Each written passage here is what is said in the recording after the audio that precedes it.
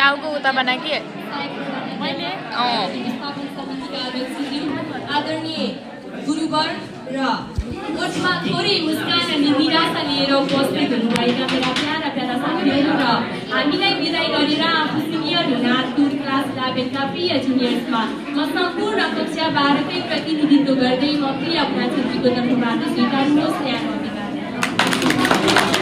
आज कक्षा 12 को विभिन्न कार्यक्रम आयोजना गरी हाम्रो फेयरवेल सुन्दर रमाइलो र यादगार बनाइदिएकोमा विद्यालय प्रशासनप्रति हार्दिक धन्यवाद ज्ञापन गर्न चाहन्छु। आज सायद रुक्मिनी माविको विद्यार्थीको रूपमा यस विद्यालयमा अन्तिम पटक स्पिच दिँदैछु। यो कुरा भनिरहँदा मेरो मन भावुक भइरहेको छ। आज मेरो मनमा शब्दहरूभन्दा बढी भावना आइरहेछन्। यो छोटो मन्तव्यमा मेरा सबै भावनाहरू अटाउँदैनन् होला। सर्वप्रथम म यस विद्यालयमा पढ्न आउँदा नयाँ ठाउँ, नयाँ परिवेश, हर चिज नयाँ। खै कस्तो होला भन्ने जिज्ञासा र कौतूहलताका साथ आँखाभरि सपना अनि झोलाभरि किताब कापी बोकेर कक्षा 8 मा प्रवेश गरेकी हुँ। प्रविधि मैत्री शिक्षा अनि बाल मैत्री संस्कार गुरुहरूको न्यानो माया र कदमै बितेको साथ र समर्थनले 5 वर्ष बितेको त पत्तै भएन र साथीभाइ बीचको आत्मीय व्यवहार, सहकार्य र सहयोगी भावनाले एक्लोपनको आभासै हुन दिएन। म पहिलो पटक यस विद्यालयमा पढ्न आउँदा र अहिले पढिरहँदा धेरै परिवर्तन भइसकेको छ। मैले आफ्नो जीवनको 5 वर्ष समय यस विद्यालयमा बिताएकी छु। विद्यालयले शैक्षिक, बौद्धिक र अतिरिक्त क्रियाकलापमा धेरै प्रगति गरेको छ। आफ्नो विद्यालयको प्रगति देख्दा साह्रै खुसी लाग्छ। आशा छ मेरो विद्यालयले भविष्यमा पनि यसरी नै प्रगति गर्दै जानेछ। मेरो विद्यालयले मलाई किताबको पाठ मात्र नैतिकता, अनुशासन, तीव्रता, सपना देख्ने अनि त्यसलाई पूरा गर्ने आँट गर्न सिकाएको छ। मानव जीवनको सही अर्थ र मानव समुदायको सेवामा समर्पित हुनुपर्छ भन्ने पाठ सिकाएको छ। विद्यालयले हामीलाई न्युटनले गरेको गल्ती र ल्याप्लेसले गरेको करेक्सन मात्र नभएर हाम्रो जीवनमा आइपर्ने समस्याहरूलाई पहिचान गर्न र समाधान गर्न सिकाएको छ।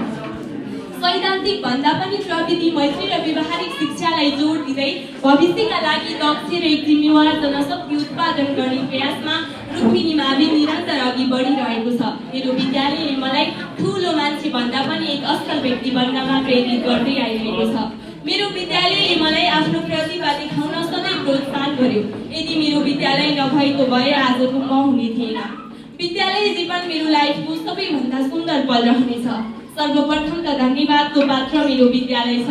यदि म अन्य कुनै विद्यालयमा पढेको भए सायद यति धेरै सिक्ने अवसर पाउँदैन थियो होला। विद्यालयदेखि गाउँपालिका स्तरीय, गाउँपालिकादेखि जिल्ला स्तरीय र जिल्लादेखि प्रदेश स्तरीय कार्यक्रममा समेत प्रतिस्पर्धा गर्ने अवसर पाएकी छु। अझ धन्यवादको पात्र त मेरा गुरुवर। उहाँहरूको साथ, सपोर्ट, माया र उत्प्रेरणाका लागि म सधैँ ऋणी रहनेछु। मलाई विभिन्न क्षेत्रमा सफलता हासिल गराउनमा उहाँहरूको ठुलो हात छ र मेरा सम्पूर्ण गुरुवर्गहरू तपाईँहरूको साथ, सपोर्ट, माया र मार्गदर्शनले मलाई यहाँसम्म पुर्याएको छ। आशा छ भविष्यमा पनि तपाईँहरूको साथ, सपोर्ट, माया र आशीर्वाद रहिरहनेछ। ज्ञान दिने गुरु, बिगार्दा सिकाइ बुझाइ गर्ने गुरु, सकारात्मक पृष्ठपोषण मार्फत हामीमा रचनात्मक सिप र क्षमताको विकास गर्न सदैव तत्पर रहने गुरु, अभिभावकको उत्तरदायित्व निर्वाह गर्दै हामीलाई हर पल, हर वखत कुशल मार्गमा अगाडि बढ्न प्रेरित गर्ने हाम्रा सबै आदरणीय गुरु गुरुआमाप्रति हार्दिक सम्मान छ, माया छ अनि नमन छ। र जानी नजानी हजुरहरूलाई दुःख दियौँ होला, कहिले चित्त पनि दुखायौँ होला, कहिले गिरगाली गरेनौँ होला, कहिले हजुरहरूले भनेको जस्तो मानेनौँ होला। यसका लागि म सम्पूर्ण कक्षा 12 कै तर्फबाट क्षमा याचना गर्न चाहन्छु। जति 12 कक्षा सकिँदै गयो त्यति विद्यालय प्रिय बन्दै गयो। किताबका पानाहरू सकिँदै गएपछि यादहरू गाढा आउँदा रहेछन्। दिनहरू छोटा र मन साह्रै भारी हुँदो रहेछ। यो विद्यालय जीवन केवल पढाइ, परीक्षा र मार्क्ससम्मको मात्रै थिएन। यो त हाम्रो जीवनको सुन्दर र सम्झनाले भरिएको अध्याय थियो। विद्यालय थिएन, हाम्रा लागि घर थियो। गुरुहरू हुनुहुन्थेन, हाम्रा लागि अभिभावक हुनुहुन्थ्यो। कक्षाका प्रत्येक बेन्च, प्रत्येक कुना, प्रत्येक स्मार्ट बोर्डहरूले हाम्रो रमाइलो अध्यायको साक्षी बनेर हेरिरहेका थिए। रमाइलो गर्दै जाँदा कहिले सर म्यामहरूको गाली खायौँ होला, कहिले प्रशंसा पायौँ होला। तर यति बेला यो मञ्चबाट म बोलिरहँदा के महसुस भइरहेको छ भने ती कुराहरू नै हाम्रा सबैभन्दा बलिया पलहरू रहेछन्। अब सायद ती दिनहरू फर्किँदैनन् होला। हामीले गुनासो गरेका ती क्लासहरू, झन्झट लागेका ती एक्स्ट्रा क्लासहरू, होमवर्कहरू सबैभन्दा रमाइला पलहरू रहेछन्। अब हामीले कहाँबाट होमवर्क गर्न पाउला? सर म्यामले पढाइरहेको बेला ती बेन्चमा बसेर मिठा मिठा गफ गर्न कहाँ पाउला? लुकी लुकी खाजा खान कहाँ पाउला? जिन्दगी मोडियो भने फेरि तपाईँहरूकै क्लास लिन पाऊँ, किनभने आज त गुड फ्राइडे हो नि सर, गीत कथा सुन्नुपर्छ, सुनाउनुपर्छ, आज नपढौँ म्याम भन्न पाइन्छ।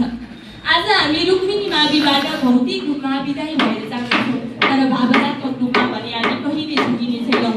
बिदाई आफैमा एक दुःखदायी पल हो, तर हाम्रो यो बिदाई हाम्रो उन्नति, प्रगति र समृद्धिका लागि हो, अगाडि बढ्नको लागि हो, जीवनमा केही हुन, बन्न र गर्नको लागि हो। यो बिदाई लक्ष्य कोर्न र इतिहास रच्नको लागि हो।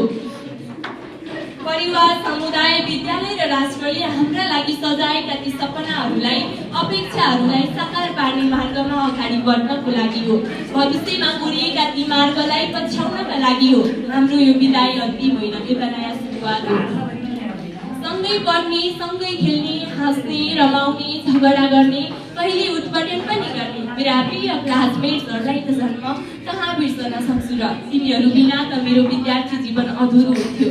हाम्रो हाँसो, रमाइलो, साना झगडा अनि फेरि मेलमिलाप, यी सबै सम्झनाहरू मेरो मनमा सधैँ रहिरहनेछन्। तिमीहरू मेरो साथी मात्र होइन, मेरो दोस्रो परिवार हो।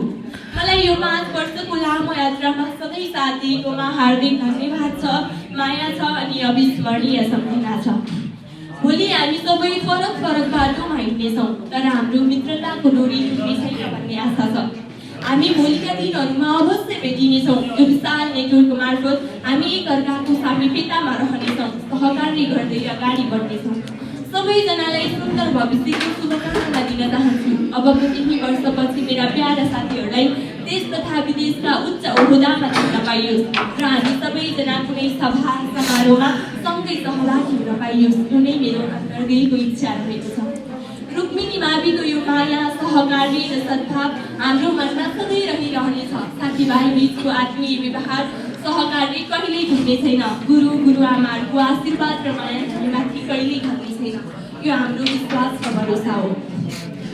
आज अवकाश समय रोक्न पाएको भए यसै मोमेन्टमा सधैँ रहिरहन चाहन्थे, तर जीवन अगाडि बढ्छ र सायद जीवनको यथार्थ यही नै हो। सम्झनाहरूलाई हृदयमा बोकेर भविष्यतर्फ अगाडि बढ्नु हो। रुक्मिनी मावि मेरो पहिचान, आत्मविश्वास र बाल्यकाल हो। म जहाँ गए पनि रुक्मिनी माविको नाम गर्वले लिनेछु।